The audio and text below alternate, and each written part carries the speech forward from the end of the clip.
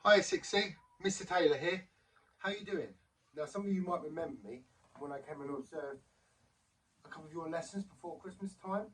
I had a fantastic time watching your lessons, and I've got to say you were all working fantastically and you behaved impeccably. So well done, and I can't wait to see you guys when we get back to school on the 8th of March. Now, today we've got World Book Day, and I'm going to read you a story. Now the story that I'm going to read to you is called Charlie's Secret. But I'm not going to tell you who the author is. We're going to keep that a secret. Now, the best thing about this story, though, is it's not even published. And I'm going to read a couple of the chapters for you. And I've spoken to Mrs. Clark, and she recommended this story for me to read to you guys. And she said that if you really enjoy the story and you want to find out what happens in the rest of it, that Mrs. Clark will continue to read it in your class. Okay? So I'm going to read the first 2 or 3 chapters. So, Charlie's Secret. Chapter 1, Charlie. Charlie Denton was your everyday child. He lived with his parents and his older brother William in a small thatched cottage. He enjoyed what every 12-year-old boy did, kicking a football with his friends, going to school and playing in the latest games console. Charlie had recently moved in the summer holidays from the Edwardian seaside town of Felixstowe. His dad just accepted a new job as a head teacher, which meant their family had to move to the quaint village of Sherborne in the north of Dorset. Charlie's dad, Michael, used to be a deputy head at a school in Suffolk, but now was in charge of Sherborne Grammar School. As for any teenager, being at school is an opportunity to escape from your parents. Unfortunately for Charlie, this was not the case. See, Charlie was also going to be attending the school where his dad had just received his new job. Sherborne wasn't too dissimilar to Felixstowe, a quiet place to live with your typical farmer's market on a Saturday morning. Sherborne had an elderly population, so Charlie spent the majority of the summer holidays riding his bike around the park, eagerly waiting for the new school year to start. Even though Charlie was the only new child starting year 8 on the first day back at school, it didn't take him long to settle in. He instantly made a new best friend. Tony, who was in nearly all of Charlie's classes, was your typical model student. His uniform would look immaculate each day and was always top of all his classes. They were inseparable. Wherever Tony was, you could guarantee Charlie wasn't too far away. Except for being given 3 pieces of homework from his maths teacher, Charlie's first week went without any trouble.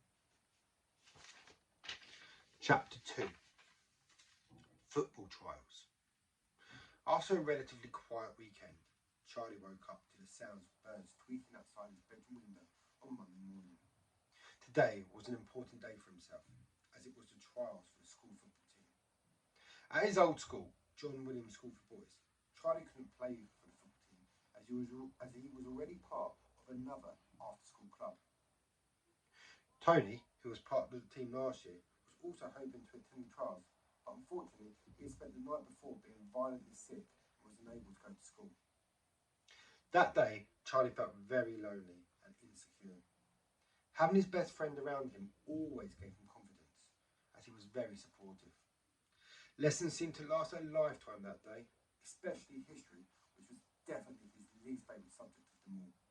Nothing bored him more than listening to his teacher, Mr. Freeman, talk about his life as a child and how the children of today were spoiled rotten. Charlie questioned to himself why Mr. Freeman was a teacher at all. Finally, the bell rang for the end of the day, and Charlie gathered up his belongings and made his way to the sports hall. He became very excited when he found out that Mr. Turner was going to be the coach for the football team. Mr. Turner was your typical PE teacher, tall, athletic and funny. Predictably, he was a firm favourite for most of the students at the school. It seemed that everyone had turned out for the trials, which only made Charlie even more nervous than before. He was trying out for striker, but he knew he had stiff competition for this particular position. Last year, Danny Little was the striker for the team. He was certainly the most popular boy in Year 8, with everyone wanting to be his friend. However, this opinion wasn't shared by the teachers, as Danny was always disrupting lessons and Luckily for Charlie, Danny was never in any of his classes, so he didn't have to spend a lot of time with him. When the trial had finished, it seemed Charlie had spent more time rolling around in the grass than playing football by the look of his kit. Mr. Turner announced that they wouldn't find out whether they had made the team until the following day. So Charlie left school and headed home, wondering whether he had done enough to be a part of the squad. On his way home, Charlie decided to stop off at Tony's house to tell him all about the trial. "Did you make the team?" asked Tony. "We don't find out until tomorrow," replied Charlie. "Do you think you made the team?" Tony said inquisitively. "Not sure," he answered. "It seemed like the whole school had turned out." Charlie knew that Danny had an excellent trial, with scoring a hat-trick in the final game, but he didn't tell Tony that, as he knew how good Danny was already. By the time Charlie got home, dinner was already on the table. His mum had cooked spaghetti bolognese, his favourite. Chapter 3. The Team. The following day, Tony was well enough to go to school, so Charlie met him on the way at the local sweet shop. "What do you think of your chances of making it into the football team?" Tony asked. "I honestly have no idea, Tony," responded Charlie in a dejected tone. "There were so many people there, and Danny was on fire." "Well, if I was the coach, I would definitely have you in my team," said his best friend, trying to cheer him up. Charlie tried to smile, but he just couldn't bring himself to it. The walk to school was a quiet one, as Charlie pondered to himself about the realisation that he wasn't good enough to be on the bench, let alone the starting 11. However, what happened next, no one could have predicted. As Charlie and Tony walked across the school playing fields to the sports hall, there was a large group of people hanging around the doors. They didn't recognise a lot of the children, except for Danny Little. He shot an evil glance at both of them. Tony had seen that face before, when last year, George White, the school prankster, took Danny's chair from underneath him as he was about to sit down. Tony remembered this moment very fondly, but not because it was funny. In a flash, Danny had managed to pick himself up and pushed George into a stack of chairs, which fell down like a row of dominoes. The shove was so aggressive that George broke his right arm, in 2 places. Charlie decided to look at his feet whilst he walked around the crowd of pupils to avoid any further eye contact with Danny. "Why did he look at you like that?" questioned Tony. "I don't know. Maybe he was telling me that I hadn't made it on the team and I should never try to take his place ever again," Charlie said while shrugging his shoulders. As Charlie walked through the doors, Mr. Turner was standing by the team sheet. "Congratulations, Charlie," Mr. Turner said energetically. "What do you mean, sir?" Charlie said in a puzzled voice. "Not only have you made it into the team," he replied, "but I have also made you the captain." In unison, Charlie and Tony exclaimed, "Really?" "Yes, really." Charlie struggled to concentrate on his schoolwork that day, with him being told off on numerous times for daydreaming. Charlie didn't care though. He had made the team and was elected as the captain. Even though he was on cloud 9, he had to keep an eye out for Danny. He now knew why earlier he had looked at him with that deadly stare. As soon as the bell signalled it was the end of the day, Charlie sprinted enthusiastically out to the school grounds and never stopped until he reached the end of the road where his parents' house was.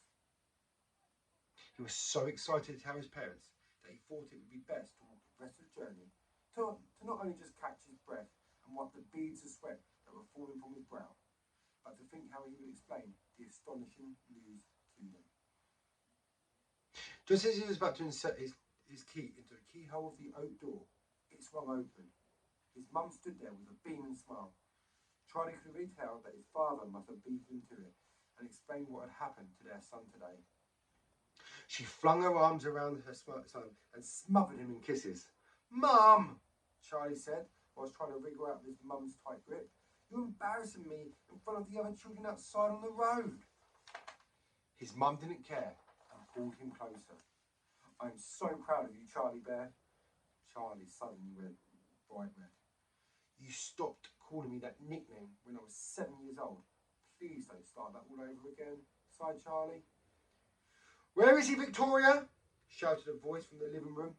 Charlie's Auntie Maria, his mum's sister, bounded along the corridor and also hugged the nephew with such force.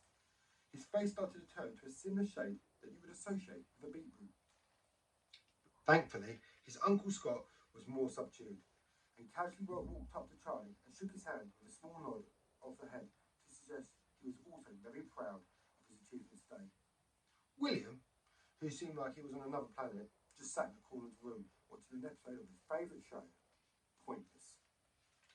Over dinner, Charlie was asked to recall each detail, bit by bit, which he was more than happy to do, although his father gave him a timely reminder that now he was the captain of the football team, he represented the school, and any poor behaviour on the pitch would reflect badly on his score.